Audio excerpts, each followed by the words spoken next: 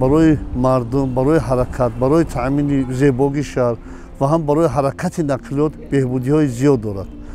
برطرف نمودن تنبشوی ماشین‌ها 100% هم در راه دور و دوری و هم در استقلالی که ماشین‌ها مکمل مستقیم حرکت می‌کنند.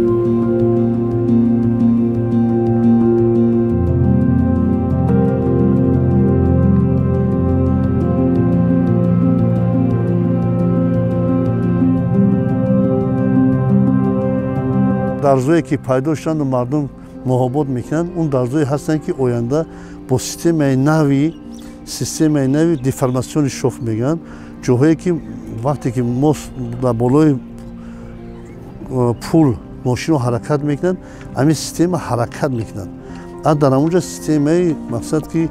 استفاده شده است که همون حرکت ماست مقصد که تأمین میکنند این طرف و طرف رفتن همونه بنابراین فعلا اون رو ما گذاشته شدگیم.